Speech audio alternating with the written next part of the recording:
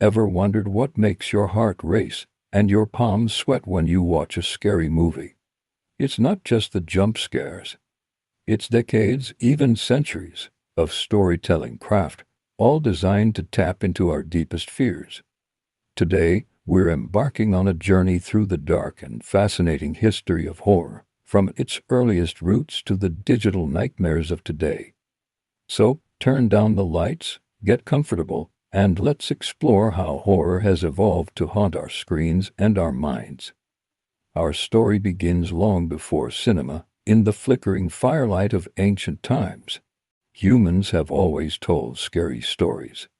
Think of the grim fairy tales collected by the Brothers Grimm, or the epic poem Beowulf, where a hero battles monstrous creatures. These tales weren't just for entertainment, they were warnings, cautionary fables about the dangers lurking in the dark woods or within our own communities. They explored themes of good versus evil, life and death, and the unknown, laying the very groundwork for the horror genre as we know it. Then, in the 18th and 19th centuries, Gothic literature emerged, and horror truly began to take shape. Authors like Horace Walpole with The Castle of Otranto and Anne Radcliffe perfected the art of suspense, using crumbling castles, dark secrets, and supernatural threats to create an atmosphere of dread. But it was a trio of literary titans that would truly define the genre. Mary Shelley's Frankenstein gave us the terror of creation gone wrong, a monster born not of evil, but of ambition and neglect. Bram Stoker's Dracula introduced the alluring and terrifying vampire, a creature of eternal life and insatiable hunger. And Robert Louis Stevenson's Dr. Jekyll and Mr. Hyde explored the duality of human nature, the monster that lies dormant within us all. These novels weren't just scary, they were profound, tapping into the anxieties of a rapidly changing world grappling with science, religion, and identity. As the 20th century dawned, a new medium was born, cinema. And it didn't take long for filmmakers to realize its potential for terror. The German Expressionist movement in the 1920s gave us some of the first truly iconic horror films. Movies like The Cabinet of Dr. Caligari used distorted sets, dramatic shadows, and unsettling performances to create a world that felt like a living nightmare. Its twisted visuals and psychological horror influenced filmmakers for generations. Then there was Nosferatu, an unauthorized adaptation of Dracula, which introduced one of the most terrifying vampires in film history, Count Orlok. His rat-like features and creeping shadow are images that have been seared into the collective consciousness of horror fans. These silent films prove that you don't need dialogue to scream. Then, sound came to Hollywood, and with it, a new era for horror. Universal Studios became the king of the genre in the 1930s, creating what we now call the Universal Classic monsters. Bela Lugosi's suave and menacing Dracula, with his hypnotic gaze and Hungarian accent, became the definitive vampire for decades. And Boris Karloff's portrayal of Frankenstein's monster was a masterpiece of pathos and terror, creating a creature that was both feared and pitied. These films, along with The Mummy and The Wolf Man, established the archetypes and tropes that would dominate horror for years to come. They were hugely successful, offering audiences a thrilling escape during the Great Depression. The 1950s saw horror reflect the anxieties of the atomic age. The fear of nuclear annihilation and scientific hubris gave birth to a new kind of monster, the giant, a radiated creature. Films like Godzilla in Japan and them in the United States showed humanity facing the consequences of its own destructive power, with giant ants and radioactive lizards laying waste to cities. It was a shift from the supernatural to science fiction horror, a reflection of a world where real-life monsters felt all too possible. As society became more turbulent in the 1960s and 70s, so did its horror films. The old Hollywood production code crumbled, and filmmakers were free to push boundaries like never before. Alfred Hitchcock's Psycho shattered conventions in 1960, proving that the monster could be a seemingly normal person living right next door. The shower scene is legendary not just for its violence, but for its psychological impact on audiences. A few years later, George A. Romero's Night of the Living Dead reinvented the zombie. His ghouls weren't just monsters.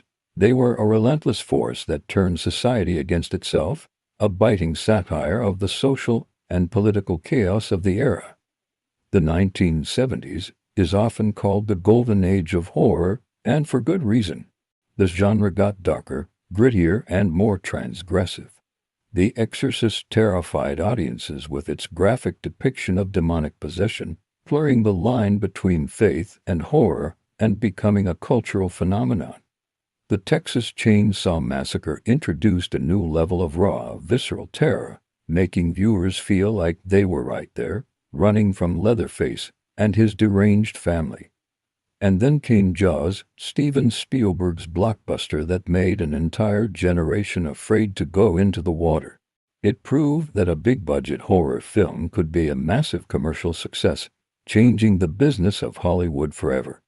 The late 70s also gave birth to the slasher subgenre with John Carpenter's Halloween. The silent, unstoppable figure of Michael Myers, stalking his victims in a quiet suburban neighborhood, created a formula that would be endlessly imitated. The 1980s became the decade of the slasher, with franchises like Friday the 13th and A Nightmare on Elm Street dominating the box office. Jason Voorhees and Freddy Krueger became new horror icons, one a silent, brutal force of nature, the other a wisecracking dream demon who turned our own subconscious against us. These also saw a boom in practical effects, with masters like Rick Baker and Tom Savini creating some of the most gruesome and imaginative creatures and gore effects ever put on screen. By the 1990s, the slasher formula was feeling a bit tired. Then, in 1996, Wes Craven's Scream came along and completely revitalized the genre. It was a horror movie that knew the rules of horror movies. Its self-aware characters and witty deconstruction of horror tropes made the genre feel fresh and exciting again.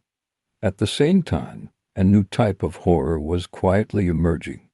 The Blair Witch Project in 1999 popularized the found footage subgenre, using shaky cam and a revolutionary internet marketing campaign to convince many that the story was real. It proved that you didn't need a big budget or special effects to be terrifying. Sometimes, what you don't see is scarier than what you do. The 21st century has seen horror splinter into countless subgenres, reflecting the anxieties of a new millennium. The post-9/11 era saw a rise in so-called torture porn films like Saw and Hostel, which explored fears of captivity and helplessness in a globalized world. We also saw a resurgence of zombie mania with films like 28 Days Later and the TV show The Walking Dead, tapping into fears of societal collapse and pandemic. In more recent years, we've entered an era many call elevated horror.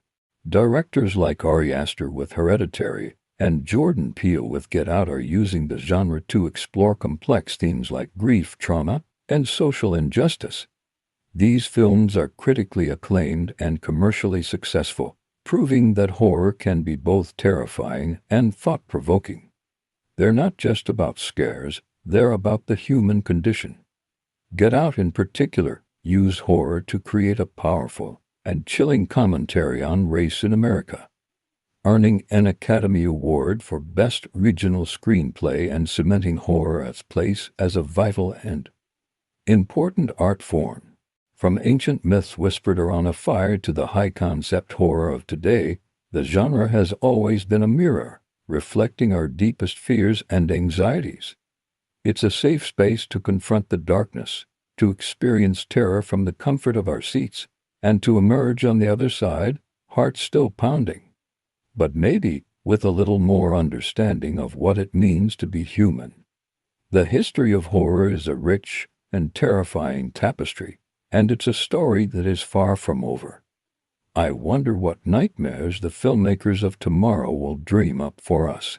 Thank you so much for joining me on this journey through horror history. What's your favorite era of horror? Let me know in the comments below, and if you enjoyed this video, don't forget to like, subscribe, and hit that notification bell so you don't miss our next deep dive into the dark side of cinema.